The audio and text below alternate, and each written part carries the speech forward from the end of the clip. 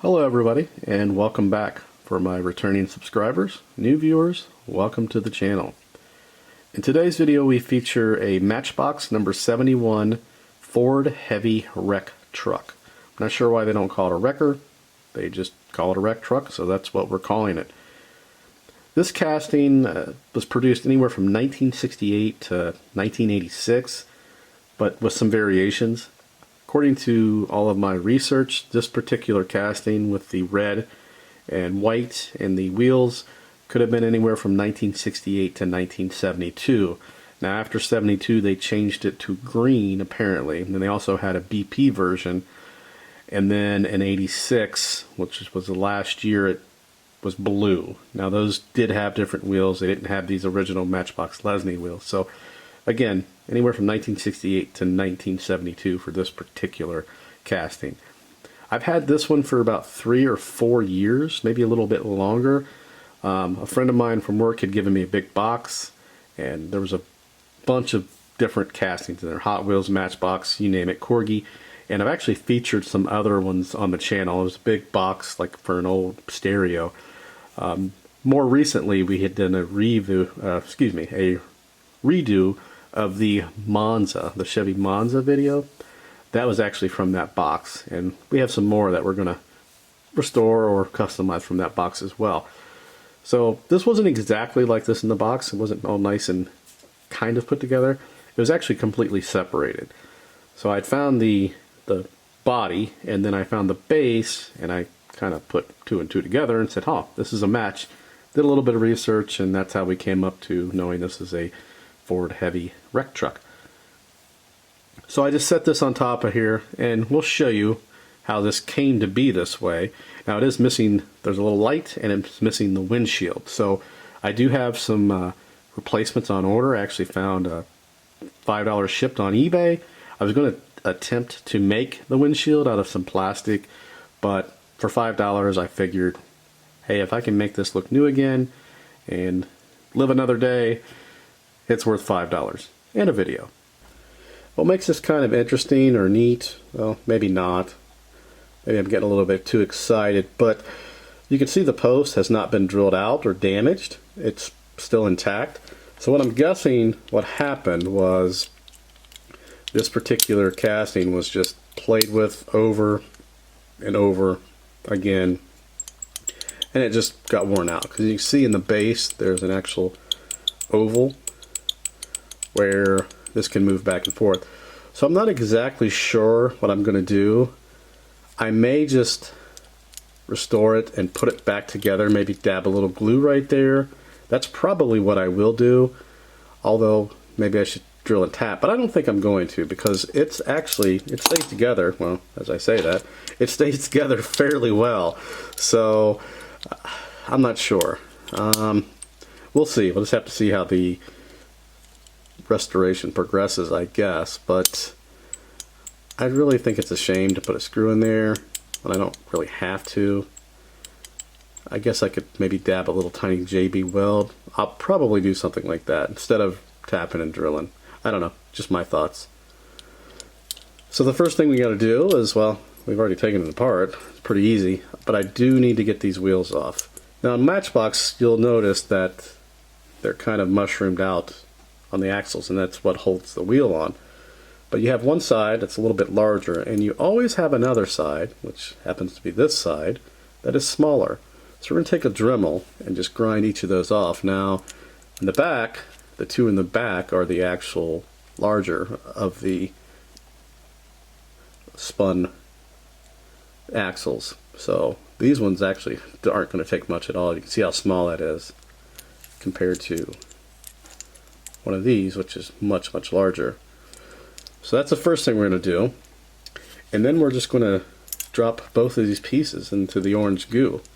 So let's get these ground off so we can get started. Okay, we just got a little drum sander, and we're going to just grind these off.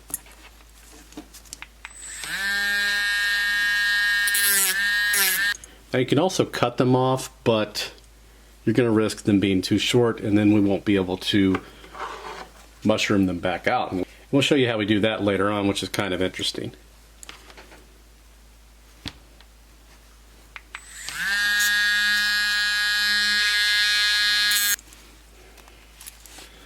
That should be enough. There we go. Now you want to make sure you don't get into the wheel, and looks like we did not. This was the side here. But if you did, you can always flip the wheel over and the other side will be fresh. So if you get in there a little bit, it's not a huge deal. I thought I actually did, but apparently I did not. And here is what the axle looks like after it's been ground down. There's the one end, and here's the ground down end. You can see we kept all the length, so we still have all that to reattach. Now we just got two more.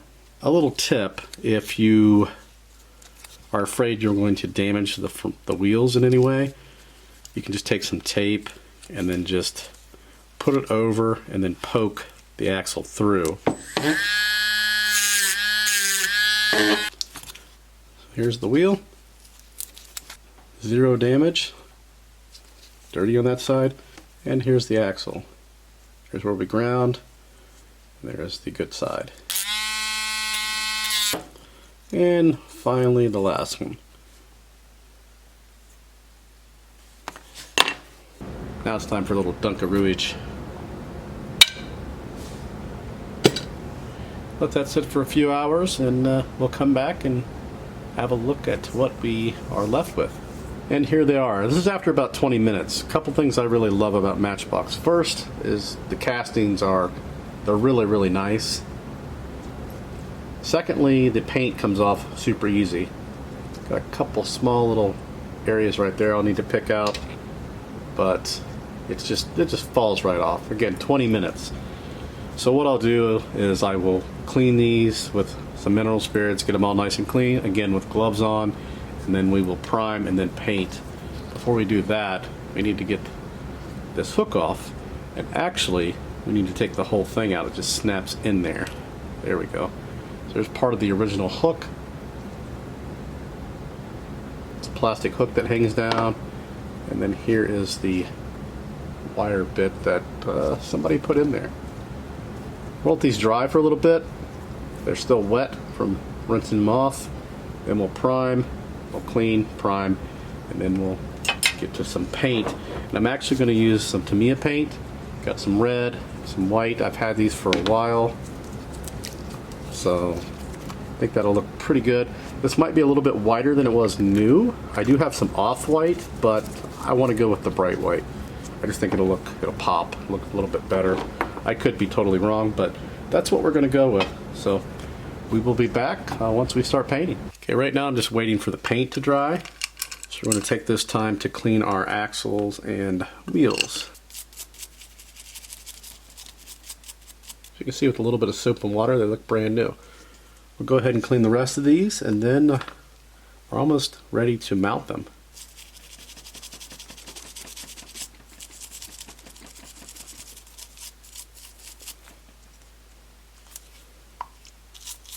We have the base, got the wheels nice and clean. We're going to go ahead and mount those. First, we're just going to put them all in. Well, actually, we're going to do one at a time. Put one set on, and then we will show you how we're going to reattach these. This is the tool that I'm going to use to reform the mushroom at the end of those axles. I've used these before on the channel. These were actually made for me by a fellow YouTuber, a Hot Wheels YouTuber, BareMetalHW. I'm sure most of you guys have heard of him. He's like the OG. He's awesome. But he hasn't made a video for, it's probably been over a year. I have not heard from him. I did email him because somebody had posted a message. I do have his email. So I emailed him, and I have yet to hear back, and that's been at least a couple of months ago. I'm sure he's okay. I think he and I are similar in the fact that, not our content, he's way better than me, but what I mean is that this is a hobby. We don't do this for a living. I know some people have tried to do this for a living with the YouTube monetization and everything, but it's almost impossible, and it's not what I would want to do for a living anyway. So I think he's kind of the same way. This is just the hobby. He does it when he can, and he was really consistent for a long time, and I'm sure life has gotten in the way, like a lot of us, especially since COVID 2020. Everyone seems to be working more hours. Everything's more of an emergency now for some unknown reason, everything's more expensive. So that's kind of when I dropped off as well, because I was just way too busy to really focus on any of this, and work and family, and you know, they come before all this. But it's definitely a fun hobby. So anyway, and it's definitely a fun hobby. I will post a link in the description of this video where you can go check out Bare Metal if you for some reason have never watched this channel. Okay, this is the scariest part of this restoration. And not because I'm afraid of getting hurt, but because you've got to take a painted casting, put it between these two rods on the lathe, and then you got to turn the lathe on to spin one of those rods, which is this one. We're going to hold it. We've got it on the lowest speed possible, and we've got to crank it in to apply pressure. So far I've been lucky. I have not had any trouble with these, but it's just nerve-wracking doing it. And that's all it took. It doesn't take a lot. We just put a little mushroom on the small end. That's the one we actually cut off before, or ground off. And now it's not falling off. It's ready to go. It's all nice in place. Now we just have to do 2 more. And then over here, we actually are just cranking this chuck in. Just applying pressure.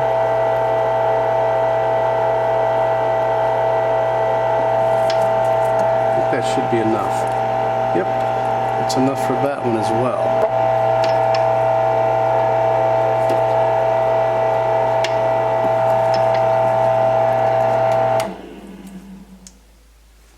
There we go. They are done. And no paint was chipped. Okay, we have the wheels on. We have no catastrophes. Like I said, very easy to mess that up, but there's no paint chipped, no damage at all. I'm surprised that I have not damaged one of these yet using that method, but I haven't. I've been very, very, very lucky, I guess. Or patient, one of the two. Here's the body, which I have not shown you yet. Looks really good. Fortunately or unfortunately, however which way you want to look at it, it's probably looks better than the original. So there's that. The glass, I received the glass. Now it wasn't advertised as new, but it looks really, really good. Now there is a crack on the very top, but that goes up against the roof, so it won't really matter. And then it also came with a little siren for the topper as well. But I think the original one of this was actually green. The siren was green, and I think the interior, or the glass, was green as well. So that won't be exact. I've seen different variations. I'm not sure. It might have been red. Some it was red. Some it looked like it was green. But I like the red, so we'll just pretend that was the original. There's our glass and our siren in. We're actually almost done. I mean, this is a super easy build. Now you notice I did not drill out the base, but we're going to glue it. But we're still not done quite yet. We still have to finish one other thing. Got to put some decals on here. I'm going to glue this. Oh, and we got one other thing we need to add, which I also got from the same seller. Can't forget that. We got the hook. And that just simply pops into place. There we go. And there's our hook. Oh, would you look at that? Then we'll put the glass back in and the light. Then we'll glue it. And then we will go get our decals. Actually found them online and printed them off. And I've used stickers and water slides. These original ones were stickers, so we're going to go with stickers once again. Now we're going to glue the body onto the base. I'm actually using the Starbond Thick. They're a sponsor of the channel. They just send me free products all the time. But even before they were a sponsor, I bought their products, so it worked out great. I use it a lot in woodworking. I very rarely mention it, but there will be a link in the description below the video if you want to check out their products. They're really, really good. And we'll let that cure. We do have some of the accelerator, but you don't want to spray the accelerator, especially on newly painted surfaces, it can actually eat the paint away. Ask me how I know. Alright, now it's time to put our decals on. Just one of these on either side.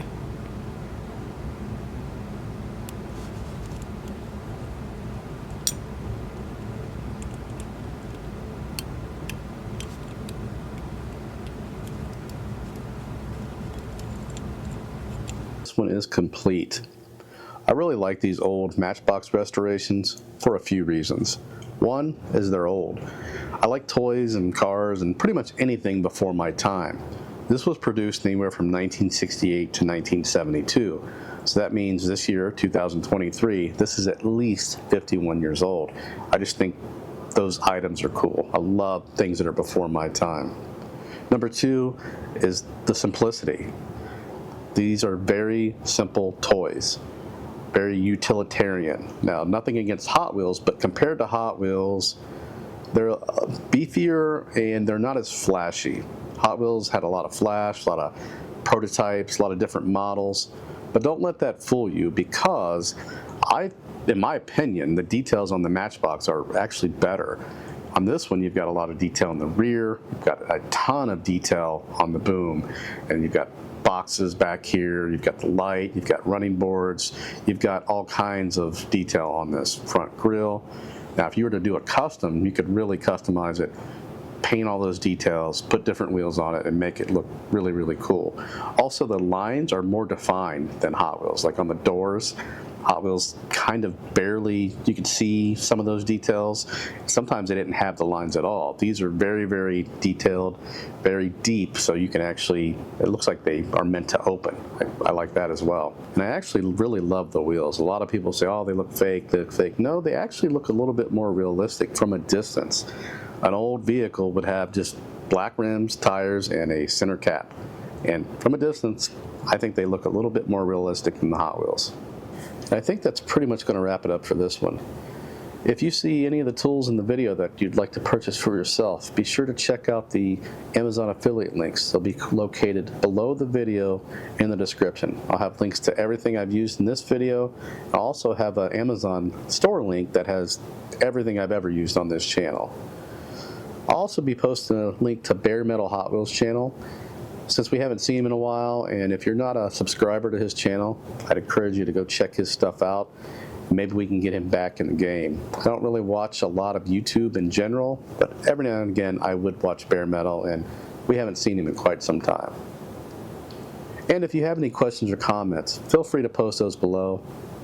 And as always, thanks for watching.